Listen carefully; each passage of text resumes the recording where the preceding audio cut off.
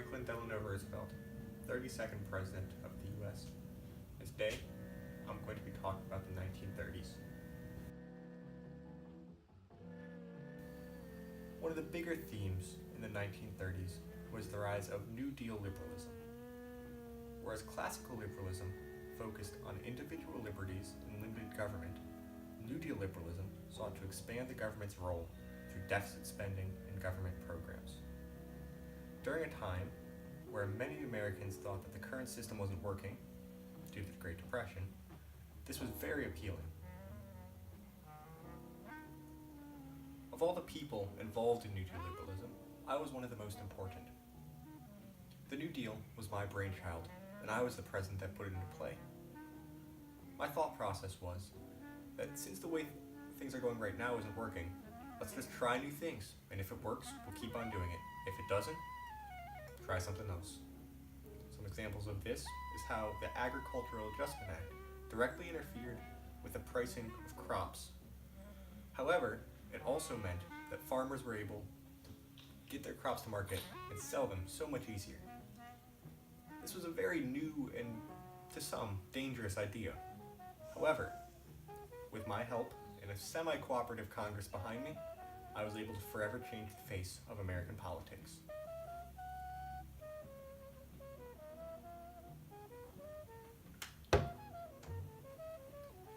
No event symbolizes the rise of New Deal liberalism better than my first 100 days as president. During my first 100 days, I relentlessly pushed to make more laws to lessen the burdens of the Depression and create new jobs. These include the Agricultural Adjustment Act, the Tennessee Valley Authority, and the Civilian Conservation Corps. There are many more. Those are some of the big ones.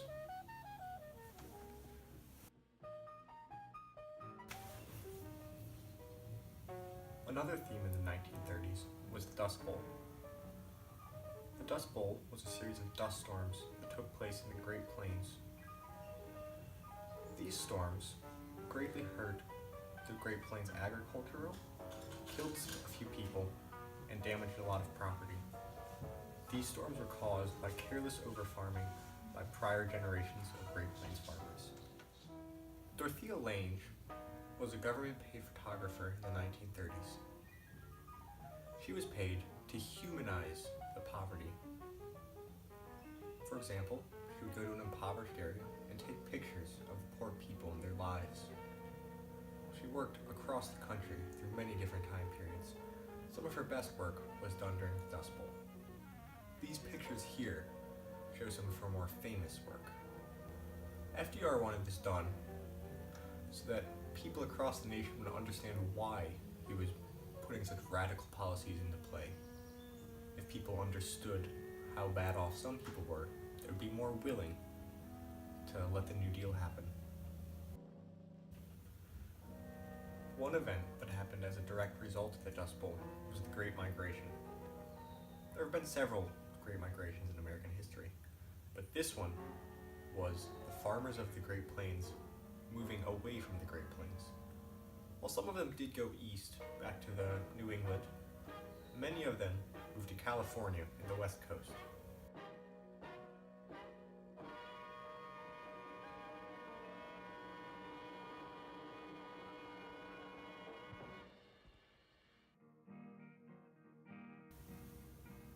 Since we're talking about the 1930s, we have to cover the most severe economic depression in modern history, the Great Depression. Since we're covering the 1930s, not the 1920s, we'll be talking about its effects, not its causes. Some of its effects include deflation, unemployment, poverty, homelessness, and banking panics on a scale never seen before or since in modern history. The Bonus Army was a group of World War I soldiers who during the Great Depression thought that the government should give them their pensions early. When the government refused, they banded together and peacefully marched on Washington. There, they set up camp in its parks and just waited, hoping eventually the government would give in and give them their pensions. The government didn't. Eventually, they sent the National Guard to chase the Bonus Army out. The National Guard did this somewhat violently, which did not look good for the government. Now, we'll take a look at what it was like from the perspective of a bonus army soldier. For you. I am the bonus army. And I didn't get my pension for my service. And I'm angry. And oh shoot, it's the National Guard. After the New Deal went into play, it seemed like the Great Depression was getting better. Unemployment went from about 30% to about 15%. However, some of my advisors thought it would be a good idea if I balanced the budget by not deficit spending as much. In 1937, I listened to these advisors, and I cut back on government spending. In the 13 months after that, the unemployment rate rose again. When I started deficit spending again, the unemployment rate went back to normal for the Great Depression. This is called the Roosevelt Recession.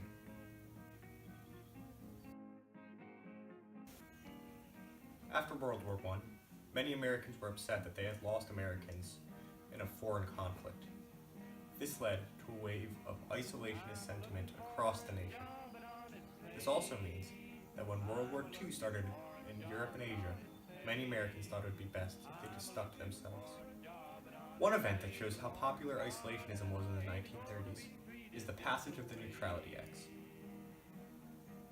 As World War II raged in Europe and Asia, many Americans wanted no part in it, so the Neutrality Acts was Congress's reaction to that. The Neutrality Acts made it much harder for the U.S. to get involved in any foreign wars, by making it harder for the U.S. to trade or loan money to foreign nations. This was important to many Americans because they felt that merchants of death were responsible for the U.S.'s involvement in the First World War. Merchants of death are arms dealers who had profited greatly off the First World War. These two events in combination led to the U.S. feeling that any involvement with foreign nations would only bring pain. I'm a merchant of death, and I lobbied for the United States to enter World War I, and I profited off of dead Americans, and I plan to do it again from the trouble brewing in Europe. As time passes, art changes. It's the way it's always been. The 1930s was no exception. Although, in the 1930s, the medium did change. With the rise of television, names like Charlie Chaplin, Fred Astaire, and Jean Harlow became household names. Music also changed a bit. While jazz was still popular, people like Woody Guthrie pioneered new genres.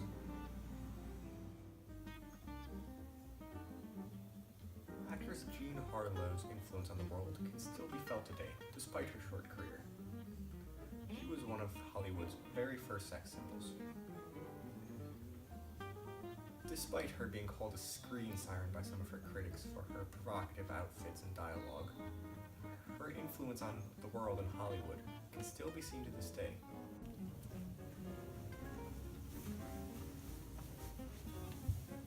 Howdy. This is Woody Guthrie. Pleasure to be here. That's great. It's a pleasure to... Yeah. So, if you don't know who this guy is, he's a folk musician, and he's very influential to many other musicians. So, tell me about your music and what it means. Well, I hate fascists. Like, absolutely despise fascists. And a lot of my music is about how much I really hate the fascists and Hitler and Nazis. I don't like any of them. Okay, nice.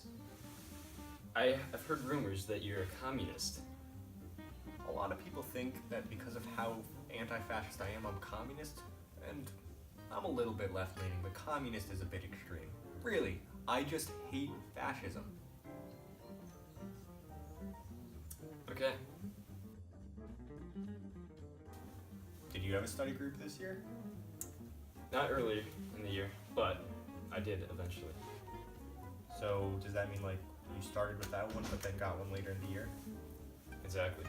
Did you have a study group? I had one study group meeting this year, and based on my scores on the tests, I think I definitely could have used other people's perspectives on the content. Wow. That's well said. Sounds good. Do you wish you did do more study groups? Yes, I definitely do. So one of the things that I think is good for a good study group is having like a somewhat clear plan. For example, if you go in there with however many chapters you need to talk about, then only talk about those chapters. Scheduling breaks is important too, so that you don't accidentally take a 3-hour break and make YouTube videos instead. Okay, yeah, I agree. So, the stuff that also needs to be done in study groups would be to make sure after you have read the chapter, once you get together, a good idea is to look over each other's notes and bounce ideas off of each other of what is most important about each chapter. And then you'd like to take the practice quizzes online. Those can really help for this test, and it will overall improve your knowledge of the chapters and make you do better in the class overall, and it just would really be a nice thing to do. I think another thing, one of the reasons I didn't do a study group is because I was worried about meeting, because I do things outside of school. Is just like, when are we going to meet? But you can meet and win. It's a really simple idea, but you can do it. Yes, although it's only 30 minutes. It's only 30 minutes, so you probably want to meet 2 or 3 times a week to get a good study in. Yes. But it's going to help you either way. yeah, this meeting is good. Yes. Other people's perspectives, all that good stuff.